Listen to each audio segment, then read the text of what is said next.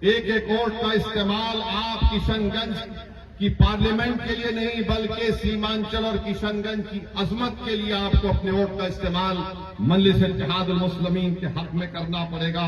और मैं आपको ये भी बताना चाहूंगा कि यहां से आपके जो मौजूदा मेंबर ऑफ पार्लियामेंट है, मैंने उनका एक बयान पढ़ा जिसमें उन्होंने कहा कि वो लोग 5 साल में जावेद साहब 1.5 लाख किलोमीटर पैदल चले हैं। कितना चले हैं? 5 साल में 1.5 लाख किलोमीटर पैदल चले हैं। और यहां से हैदराबाद 9000 किलोमीटर है। मुझे नहीं मालूम था, वरना मैं भी पैदल सफर शुरू करता तो 2-3-6 महीने में पहुंच जाता, 8 महीने में।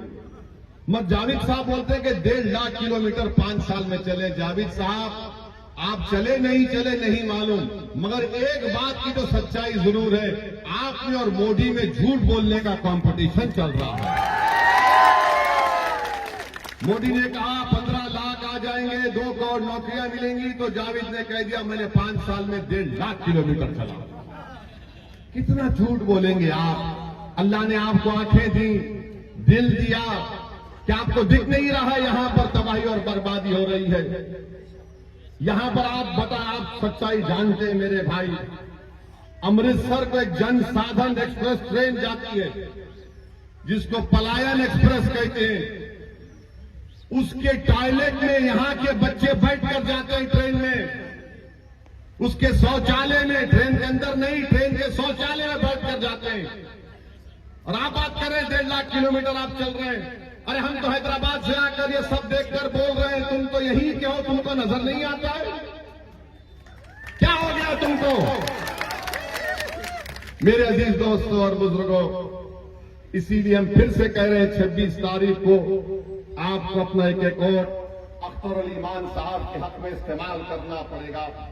और संवैधानिक दर्जा जब तक सीमांचल को नहीं मिलेगा, सीमांचल डेवलपमेंट काउंसिल नहीं बनेगा, नाइंसाफी खत्म नहीं होगी। अब जहां तक जावेद साहब 1.5 लाख किलोमीटर चलने का दावा कर रहे हैं, मैं और अख्तर अली मान एक दावा करते हैं आपके सामने, वो सच्चाई पर वो बनती थी। कौन सी जगह था वो? हम जो नदी में चले थे, करकरी बरबरी घाट में पिछले साल हम और अख्तर अली मान और पूरे हमारे मजलिस के 60-70 लोग नदी में चले, ब्रिज गिर गया था। जी सरवली। हाँ, नदी में चले थे, 15 मिनट चले हम। 15 मिनट चले तो आज आप जाकर देखो काम शुरू हो गया। जावेद साहब, तुम्हारे चलने में हमारे चलने में फर्क यह है कि जब तुम चले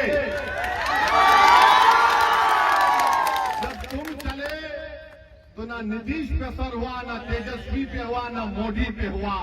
जब अख्तर अली मान के साथ ओवैसी 15 मिनट चला तो उनको डर लगा, हिलना शुरू हो गए, खौफ पैदा हो गया। अगर ये 15 मिनट नदी में चला और अगर वो 10 दिन सीमांचल की रोडों पर चलेगा तो हमारी सत्ता चले जाएगी। ये फर्क होता है एक शेर के चलने में और एक लीडर के चलने में। शेर अख्तर अली मान है। 15 मिनट हम नदी में चले, आज वो काम शुरू हो चुका है। काम शुरू हो चुका है। आप ऐसे आदमी को अपना वोट दीजिए जिसके चलने से गवर्नमेंट घबराती है। हाँ, उससे आगे 200 करोड़ का अमोर में एक और पुल का काम शुरू हो चुका है। ये काम करने का तरीका आना चाहिए। और हम आपको वादा कर रहे हैं, आप अख्तर भाई को यहां का एमपी बनाइए, वो पार्लियामेंट में हमारे बाजू बैठेंगे इंशाअल्लाह ताला। जावेद कहां बैठे आपको दिखता? कभी कभी दिखता पार्लियामेंट में। अख्तर भाई हमारे बाजू बैठेंगे। हैदराबाद, किशनगंज, औरंगाबाद, 3 शेर पार्लियामेंट में बैठेंगे तो सबको नजर आएगा इंशाअल्लाह। तो हम आपसे अपील कर रहे हैं कि अख्तर अली मान को अपना एक वोट देकर सीमांचल की अजमत को बहाल करिए। तस्लीमुद्दीन साहब के उन ख्वाबों को पूरा करने का काम, मौला सरोलो खासमी साहब की उन कोशिशों को पूरा करने का काम सिर्फ अख्तर अली मान कर सकता है और कोई नहीं कर सकता। मेरे अजीज दोस्तों और बुजुर्गों, फिर आपके सामने अख्तर भाई ने बताया कि बिहार में कास्ट सेंसस हुआ। हम पूछना चाह रहे हैं तेजस्वी यादव से, नीतीश कुमार से और देश के प्रधानमंत्री नरेंद्र मोदी से कि मोदी जी ये कौन सा इंसाफ है कि आपकी पार्टी भी सत्ता में थी, बिहार में ब्राह्मण की आबादी, हमारे ब्राह्मण भाई बहनों की आबादी 4,78,000 के नहीं 4 लाख, हाँ नहीं 4 लाख आदिल बोल ब्राह्मण लोग, हाँ? अच्छा 47 लाख है, हम आपका नाम गलत सुन पड़े, 47 लाख उनकी आबादी है।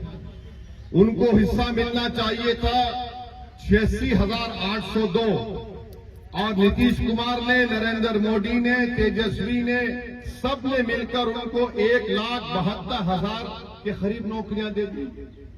और हम फिरका परस्त हैं, हम भी टीम है। बोलो मोदी जी, बोलो नीतीश, बोलो तेजस्वी, ये कैसे हुआ? 47 लाख की आबादी, उनको हिस्सा मिलना 76,000 नौकरी में और उनको नौकरी मिली 1,72,000 और गाली हमको देते हैं कि हम फिरका परस्त है। अच्छा आप आ जाइए यादवों का, हाँ 1,86,000 हमारे यादव भाई बहनों की आबादी है, हाँ 1 करोड़ बिल्कुल, और उनको नौकरी मिली 2,92,000 जबकि उनको मिलना चाहिए नहीं, उनको नौकरी मिली 2,89,000। आप बताइए फिर, अब आ जाइए सुरजापुरी, कुल्हैया, शेरशाहबादी।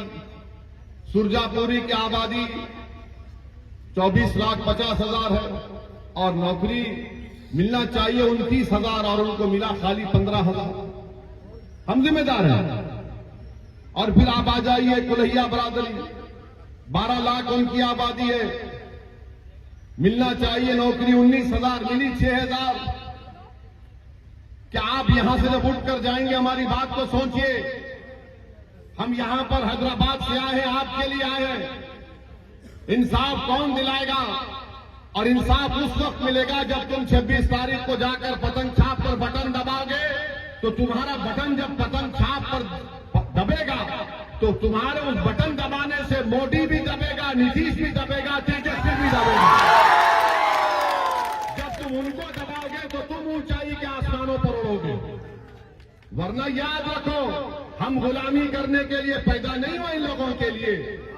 अब आप आ जाइए शेरशाहबादी, हमारे भाई बहन 13 लाख उनकी आबादी, 21,000 उनको नौकरी मिलनी चाहिए, उनको नौकरी मिली खाली 5,500। बताओ फिर ये कौन नाइंसाफी कर रहा है? तुम्हारा आदादोशुमार है, तुम्हारे सरकार की आदादोशुमार है और तुम क्या कर रहे हो? मेरी भाइयों बहनों नौजवानों, हम तुम्हारी लड़ाई लड़ रहे हैं। मेरी इज्जतदार हमारे बुजुर्गों से अपील कर रहा हूं कि हम आपके ख्वाबों को पूरा करना चाह रहे हैं। आपने अपनी जवानी को खपा दिया इन जालिमों के पीछे और इन जालिमों ने हमारे नौजवानों के मुस्तकबिल को बर्बाद कर दिया। अगर आज ओवैसी तुम्हारे सामने खड़ा है, इसलिए खड़ा है कि बुजुर्गों के ख्वाबों को पूरा करना, हमारी मां और बहनों के आंख से आंसू बहना कम हो जाना और हमारे बच्चे इसी सरजमीन पर बैठकर इज्जत की जिंदगी गुजारे, ये हमारी कोशिश है। तो इसलिए हम आपसे अपील कर रहे हैं कि आप अपना एक और 26 तारीख के दिन MIM पार्टी के हक में इस्तेमाल करिए। और फिर हम कल से हम देख रहे हैं हमारे भारत के प्रधानमंत्री नरेंद्र मोदी का एक भाषण हुआ। नरेंद्र मोदी ने कोई नई बात नहीं कही, हमेशा कहते हैं, आज भी कह दिया उन्होंने क्या कहा कि मुसलमान बच्चे बहुत पैदा करते हैं। मोदी जी ने कहा